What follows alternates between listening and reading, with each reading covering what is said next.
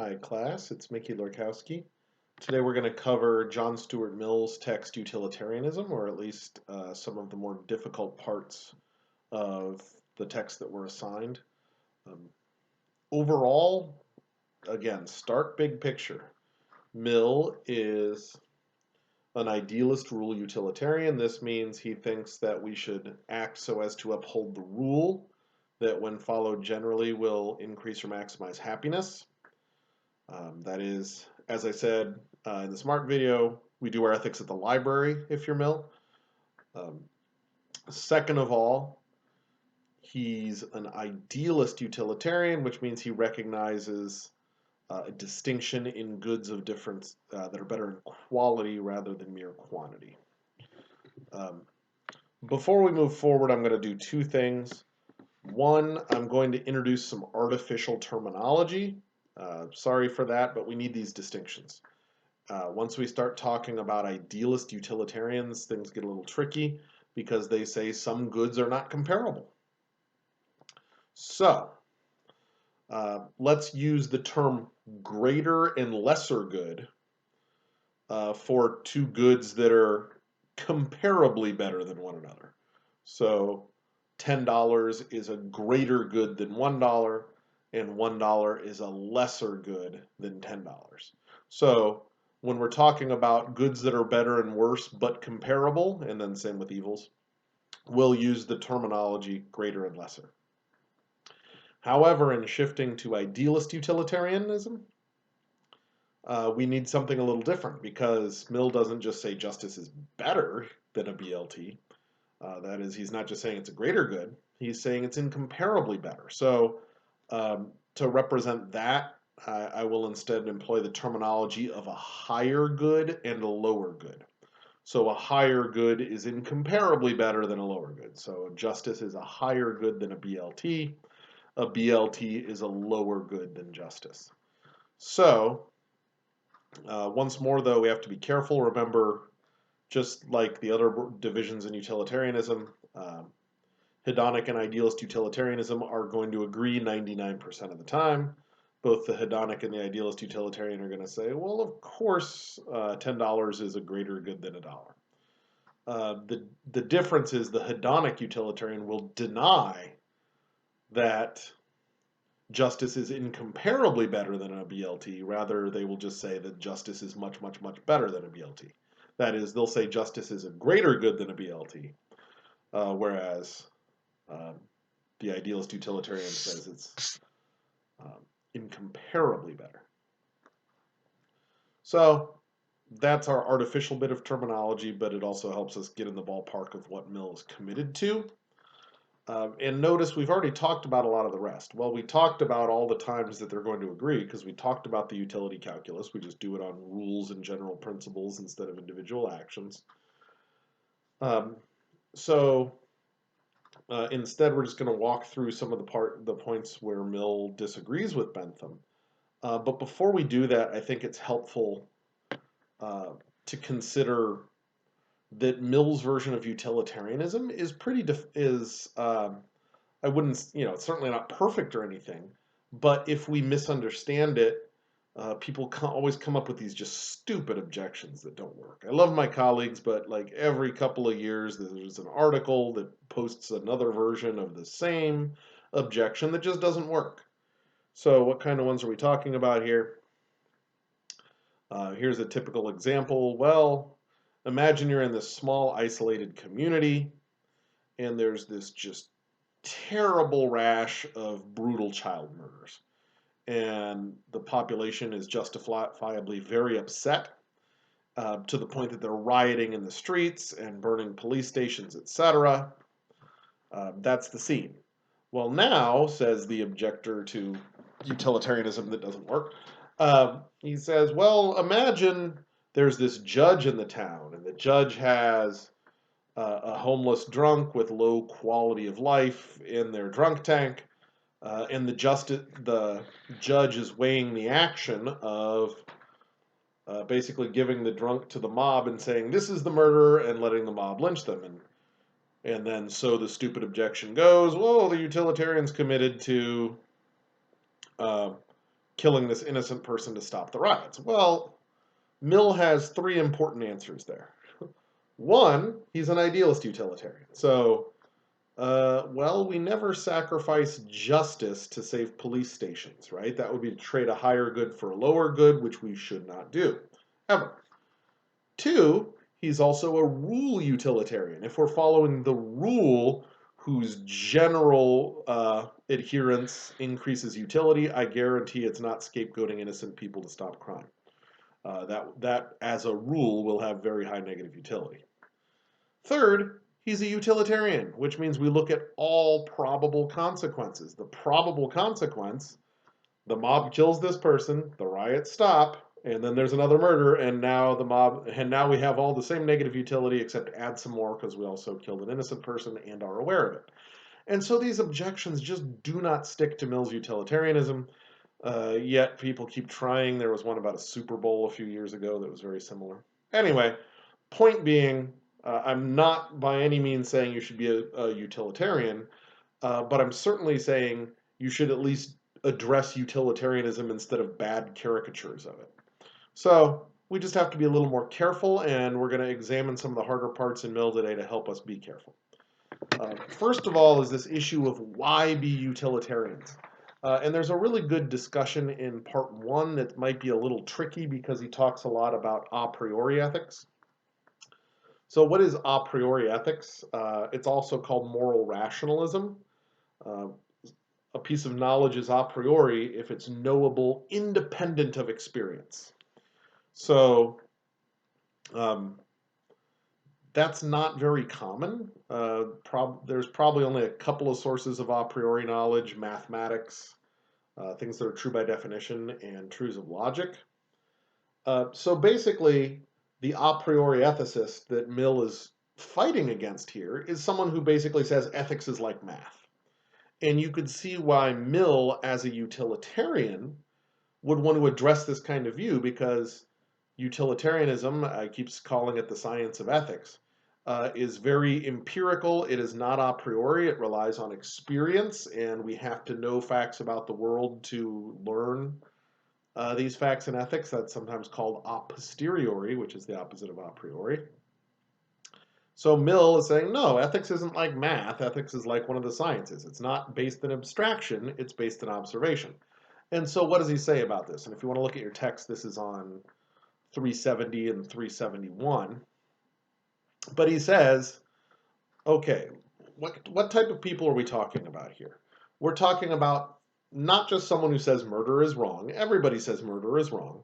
But we're talking about someone who claims the fact that murder is wrong is like the fact that 2 + 2 is 4. That's the person he's addressing, and of course, as a utilitarian, he's going to deny that. So what does he say? He says they're in a dilemma. Remember those from the Euthyphro? They either assume that the ordinary precepts of morals are as of a priori authority, or they lay down as the common groundwork of those maxims some generality much less obviously authoritative than the maxims themselves, and have never succeeded in gaining popular acceptance. What's he talking about here? If you want to claim that a statement is a priori, you have two options.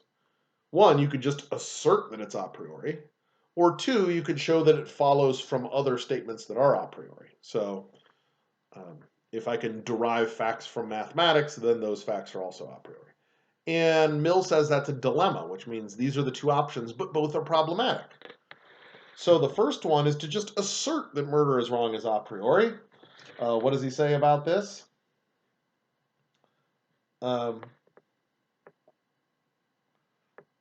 It's an assumption, and it's an unpersuasive assumption. Why? Well, think about the claim murder is wrong. Think of all the things you would have to know in order to agree with that statement.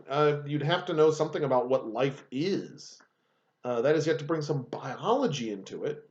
But you also have to know that things like happiness and pleasure are only possible when you're alive.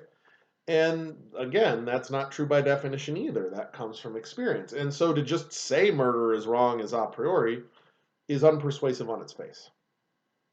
The other option is to try to derive it. But how are you going to derive murder is wrong just from pure principles of mathematics? He says that there's never been a good deduction that tries to show that, because the things they try to deduce from are just even more obscure and they're not going to have anybody buy it. I wouldn't be going into that much detail here, except he's going to take a shot at Kant, who we're going to look at in the next unit. So Kant is one of the people who tries to derive murder is wrong from a priori principles. And so on the next page on 371, he says, I might go much farther and say that to all those a priori moralists who deem it necessary to argue at all, utilitarian arguments are indispensable. That is, even the people who are trying to pretend they're arguing a priori are actually sneaking in utilitarianism. It is not my present purpose to criticize these thinkers, but I cannot help referring for illustration to a systematic treatise by one of the most illustrious of them, The Metaphysics of Ethics by Kant. This remarkable man, whose system of thought will long remain one of the landmarks in the history of philosophical speculation, does, in the treatise in question, lay down a universal first principle as the origin and ground of moral obligation. That is, this is his a priori principle that he tries to deduce things like murder is wrong from. Mill doesn't have the best translation here, but here's what it says. So act that the rule on which thou'st act would admit of being adopted as a law by all rational beings.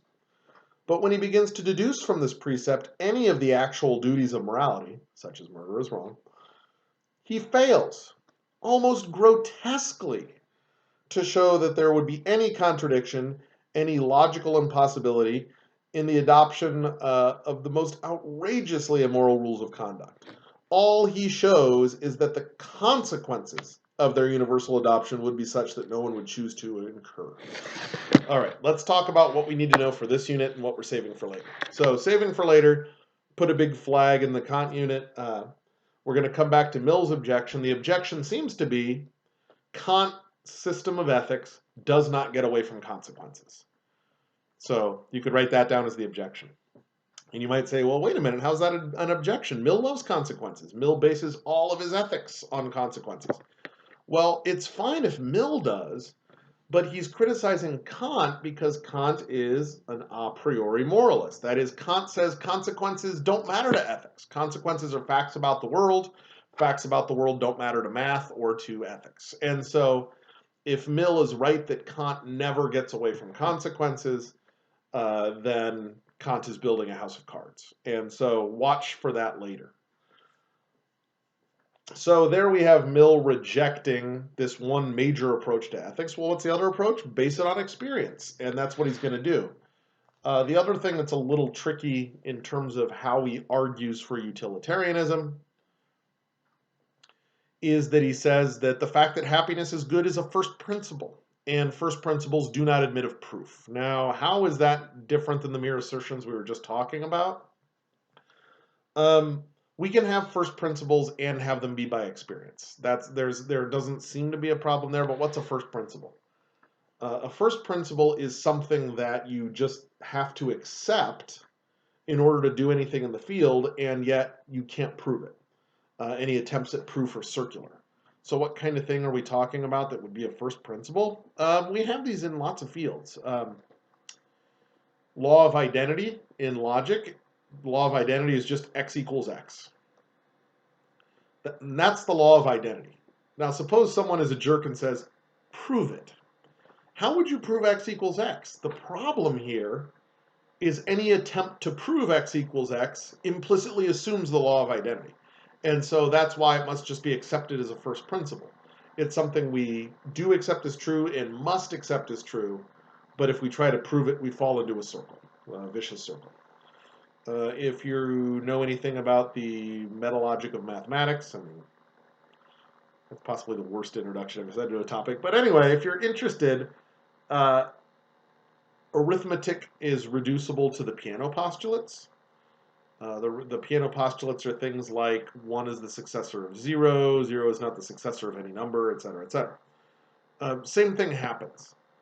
If you just have to accept the piano postulates, Of course, they're accepted as true. However, if you try to prove them, any proof ends up being circular. And so the piano postulates might be first principles in mathematics. So Mill is saying, and happiness is good is a first principle in ethics. We can't really do ethics without caring about happiness in some way and assigning it a positive value. But if you want to prove it, well, suppose I say, wow, this BLT is good. Okay, why is it good? Because it's delicious and nutritious. Well, why is the fact that it's nutritious good? Because it'll help me live a long, happy life. Well, why is living a long, happy life good? Because I'll experience lots of happiness. Why is happiness good? Puh, the same thing happens. And so happiness is good is just one of those things we must accept, and any attempt at proof of it is just going to fail. So says Mill. So those are kind of the two trickier parts in motivating the question why we should be utilitarians. We're now going to shift a little bit into how should we be utilitarians, specifically idealist utilitarians. So again, Mill says all ethics is based on experience, which means if I want to say there's different types of goods, if I want to say some goods are different in quality rather than just quantity, having more of it, then I have to do some sort of empirical test, something the scientist could do in their lab coat, metaphorically speaking, to go out and observe and determine that these things are incomparably better. And that's a tall order, and as such, it requires a little finesse, and so we're going to go through Mill's two tests, as I call them. And he gives these on 373, the first full paragraph. If you have your text, you definitely want to follow along. Here's what Mill says. If I am asked what I mean by difference of quality in pleasures, or what makes one pleasure more valuable than another merely as pleasure, other than there being more of it, there is but one possible answer, and then he gives two. Of two pleasures, if there be one to which all, or almost all, set that aside for a moment, who have experienced both give a decided preference, irrespective of any feeling of moral obligation to prefer it, that is the more desirable pleasure. That's the first test. I like to call that one unanimity. So if we're going to state it precisely, you might want to write this down. Of two goods, call them A and B. If all competent persons with experience of both prefer A to B, then A is the higher good. Since you should have been writing that down, I'm going to say it again. Of two goods, A and B, if all competent persons with experience of both prefer A over B, then A is a higher good than B. All right. And you could, of course, rewind that as needed, so I'm not going to repeat it anymore. But notice a couple things. One, we have to be comparing goods. You don't learn anything meaningful if you compare a good and a bad. Wow, all people prefer an ice cream sundae to getting hit in the head with a tack hammer. That doesn't follow that an ice cream sundae is a higher good of this very noble variety like justice and things like that. No, it's just, well, everybody prefers a good to a bad. Second, I made this qualification of competent people. Set that aside for now, but be aware that it's there. Basically, these tests are going to seem to screw up sometimes, and Mill is going to have to say something about that. So I just kind of fudged it in there, and we'll talk about what he says later. Third, notice the conclusion is that A is a higher good than B. Not just better, not just a greater good, but incomparably better. And so those are the three caveats. Let me add a few more things. Again, we don't have to accept what Mill says, but we at least have to be fair about it. Notice he says, irrespective of any feeling or moral obligation to prefer it. I've seen colleagues make some strange arguments here. He had his class watch The Simpsons and watch Shakespeare, and people like The Simpsons better. Well, and yet when they asked which is more valuable, they said Shakespeare. The philosopher in question seemed to take this as an objection to this specific test, except Mill specifically says, don't do that. He specifically says, irrespective of any preference or feeling of moral obligation. Everybody in our culture knows we're supposed to like Shakespeare better. And so setting that kind of stuff aside, and we'll talk more about what it means to set that aside again when we kind of do the caveats about competent people. But we have to be really careful here. This is a pretty high standard. First of all, I call it unanimity, not majority. If I took a vote of the class, and I'd do this if we're in person, and I say who prefers a BLT and who prefers a turkey sandwich, well, whichever one wins, first of all, if it's 10 BLTs and 6 turkey sandwiches, that doesn't establish that BLT is this good that is so wonderful that it's better than any amount of turkey sandwiches. That's crazy. It's not majority. But even if it was, let's say we took the vote in the room and 16 out of 16 of you said BLT. That still doesn't tell us anything, because this test certainly doesn't say everyone in the room who's had experience with both. It says everyone who has experience of both, who's competently acquainted with both. And so that's a really high standard. And so even if you compare things like, well, a BLT and a good grade in my hardest class, well, there are starving people who might prefer the BLT too. And so this is not an easy standard to accomplish, but think of things like justice compared to police stations. That's the kind of thing we're talking about. But again, we're comparing two goods. So it's not, there's one good that's better than any other. It's when we compare good A to good B. So that's the first test, unanimity. And if you want to do some, I strongly encourage questions on that test, but also if you want to do a discussion board and kind of work through one carefully, again, be careful. These are very rare things to find, and so you shouldn't be overwhelmingly finding these. For instance, human life is often not a greater good. Not a higher good, because we trade it away all the time. These are the things that are in some ways priceless. There is a dollar value on human life. It's assigned by government, assigned by us, assigned by everybody. So what do I mean by assigned by us? Well, we'd save a lot of lives if everybody just drove 15 miles an hour, but we have decided that time, in some sense, enough time saved is worth a number of human lives. Or if you think about natural gas in homes kills hundreds of people a year, but we have decided certain levels of convenience are worth a certain number of lives. So, again, high standard.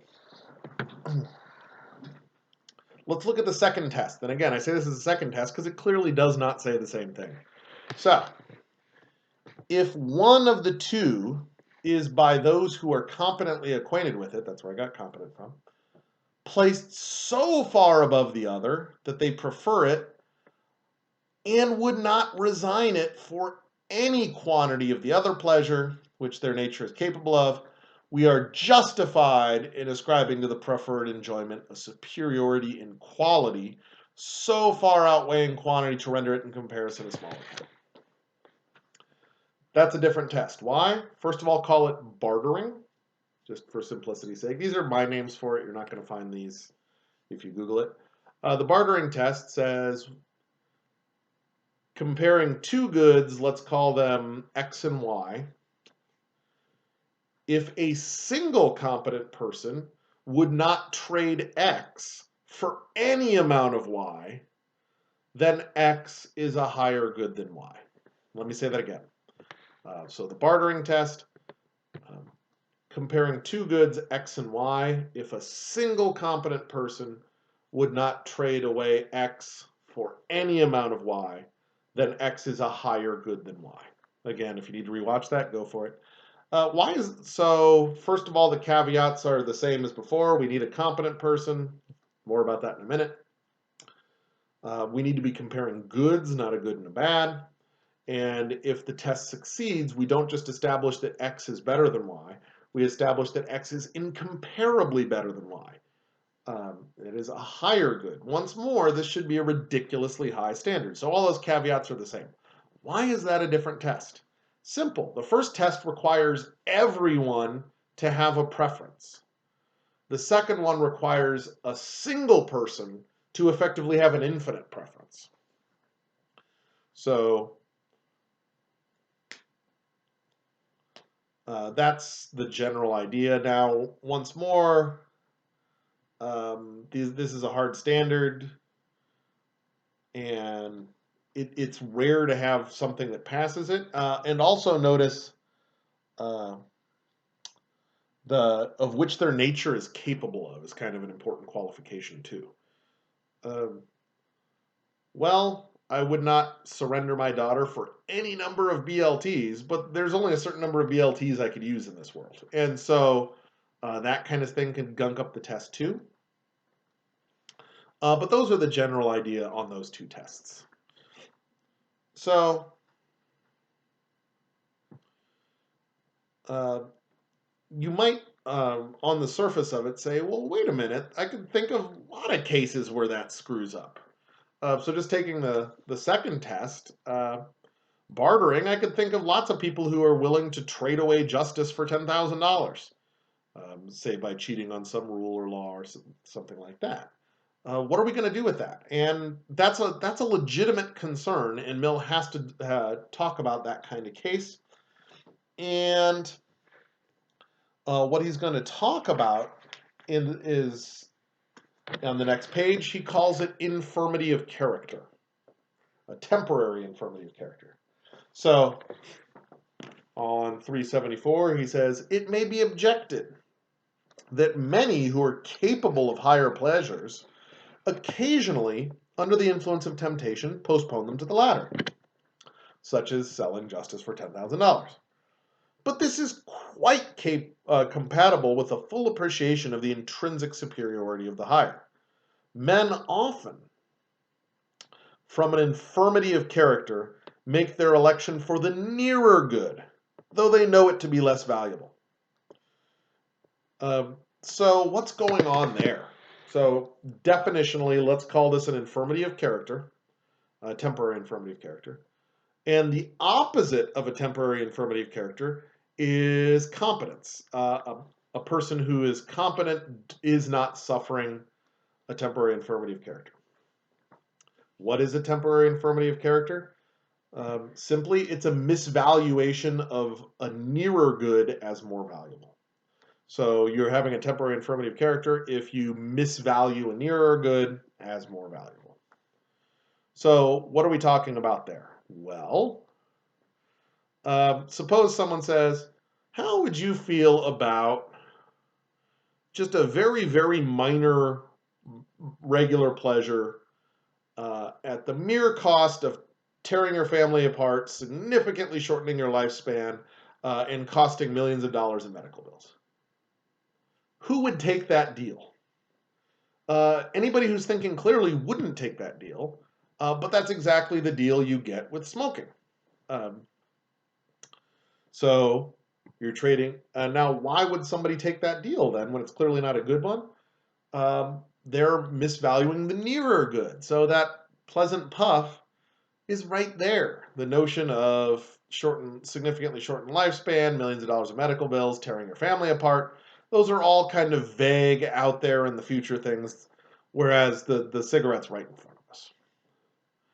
So that's what he means by the near good. Now notice, to go back to the Bentham, so Bentham had that category in his utility calculus called remoteness. And what I mentioned was when Bentham includes remoteness, a lot of people think that screws up the utility calculus. That's Mill saying that explicitly. It's precisely because the smoker puts remoteness into their utility calculus that they make that bad decision. Well, millions of dollars of medical bills, shortened lifespan, tearing the family apart, those are all kind of these far-off remote things.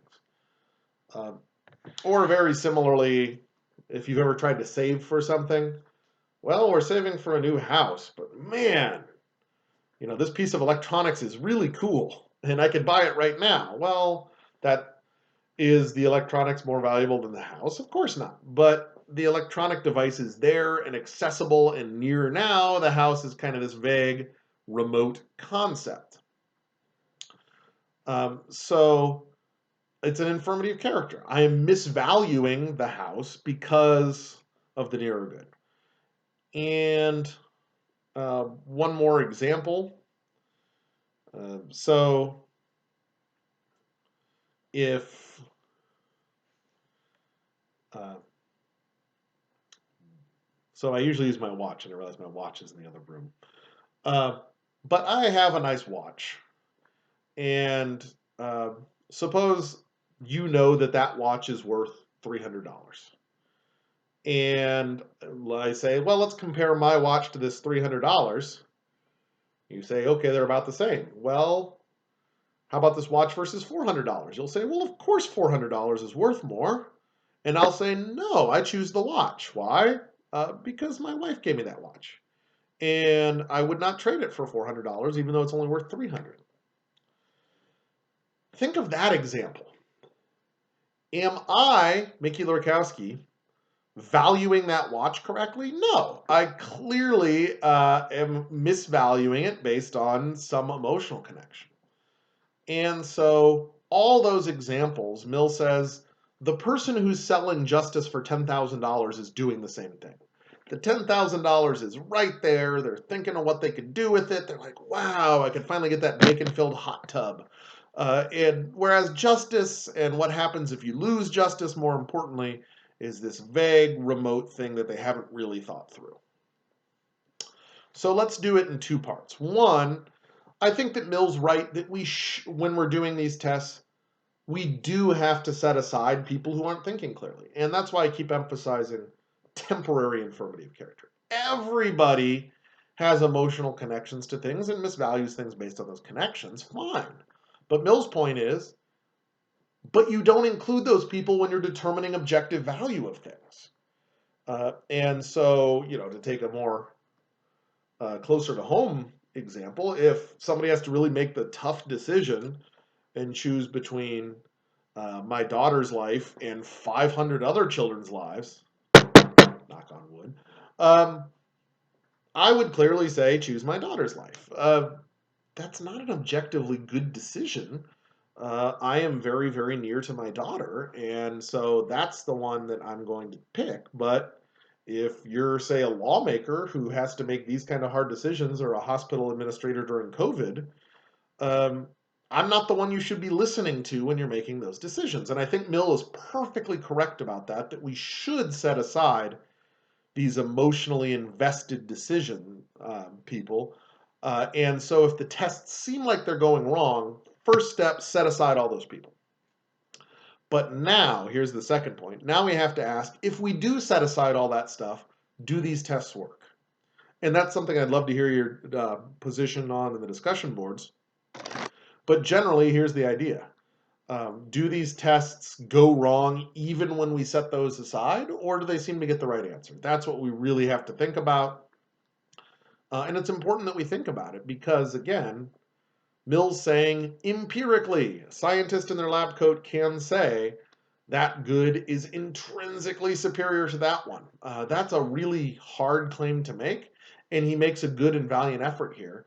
But if we're going to evaluate Mill's system, a lot hinges on that. So post on that, think about it, chew on it. Maybe we can talk about it more at the next recitation, and we will see you next time.